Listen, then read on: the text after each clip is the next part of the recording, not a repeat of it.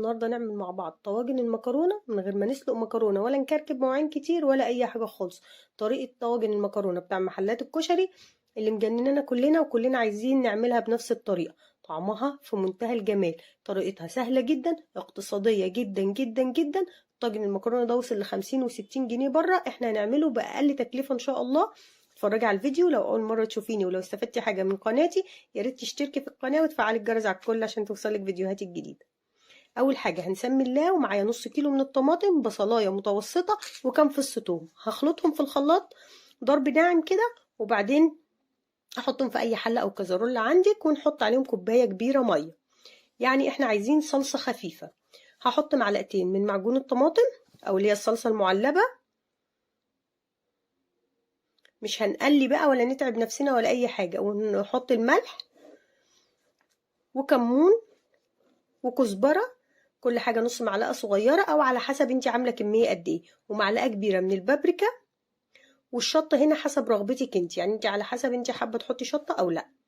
وهنحط من معلقتين ل3 زيت وبس كده، ولا بقى نقلي ولا نتعب نفسنا ولا اي حاجه. انا قلت لك طريقه سهله كده سريعه على طول. قلبي وحطيها على النار تغلي غلوتين وخلاص.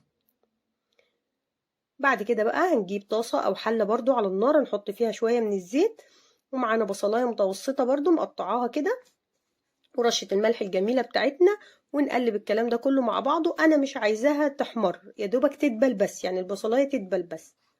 عندك بقى صدر فرخه كده مركون في التلاجة ولا ورك وتخليه اي حاجه، قطعيه مكعبات، ومع فلفلايه كده حمرا وخضرا ورشه فلفل اسمر، وقلبي الكلام ده كله مع بعض بقى كده برضو تاخد تشويحه حلوه كده. ما تنسيش بقى لو اول مره تشوفيني تشتركي في قناتي وخدي لفه كده في القناه، فيها فيديوهات كتير ان شاء الله هتعجبك.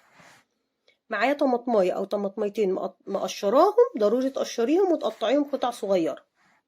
وهحط معلقه من الصلصه برضو، معجون الطماطم، ونفس الحكايه برضو شويه من الكزبره صغيرين وشويه من الكمون، والملح طبعا حسب الرغبه.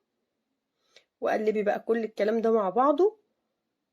انا حسيته ايه يعني تقيل شويه كده، فحطيت له تقريبا 3 4 معالق ميه، مش كتير يعني، اقل من ربع كوبايه ميه، اللي هي بس ايه تخليهم يتسبكوا مع بعض. وهغطيها بقى واسيبها تتسبك كده والفراخ بتاعتي تستوي.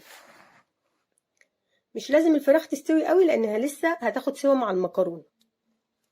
وكده كده الفراخ ما بتاخدش وقت، 10 دقايق بتبقى استوت اصلا، لان احنا مقطعينها مكعبات صغيره كده. خلاص بصوا الجمال بقى والتسبيكه الحلوه دي. بصوا حبايبي بسم الله ما شاء الله حلوه ازاي. كده خلصنا خلاص. هنجيب الطواجن بتاعتنا، وممكن نعملها في صينيه كبيره، وممكن دهن الطواجن بتاعتي دهنه زيت خفيفه بالفرشه كده، مسحها بس بالزيت عشان لما اجي اقلبها تتقلب بسهوله. هحط بقى اوزع الفراخ بتاعتي على الطواجن.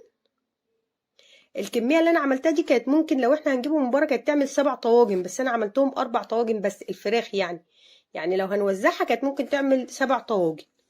زي ما انتوا شايفين كده خليت الطاجن يعني ربعه كده فاضي، عشان لسه المكرونه بتاعتنا هتتشرب وتستوي وتملى الطاجن على الاخر. هنسقيها بقى، ولازم التغذيه بتاعتنا او الصلصه بتاعتنا تكون سخنه، ونشربها ونملاها كده لحد المكرونه بتاعتنا ما تتغطى. هنحطها في صينيه ونغطيها بورق فويل وندخلها، بتاخد تقريبا نص ساعه على درجه حراره متوسطه على ارضيه الفرن عادي. بس انا بحب احطها في صينيه بالذات لو الطاجن صغيره عشان اقدر اتحكم فيها واحركها براحتي. بصوا بقى الجمال بسم الله ما شاء الله، اللهم بارك. عسل، والريحه بقى تحفه. واتفرجوا بقى على الجمال بسم الله ما شاء الله. بصوا ادي تاني اول طاجن وده تاني طاجن.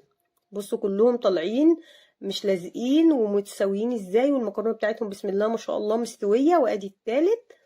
جربوا الوصفه ان شاء الله هتعجبكم جدا، والطريقه سهله وبسيطه، وعلى قد ما نقدر ما نجيبش حاجه لاولادنا من بره، ونعمل كل حاجه في البيت.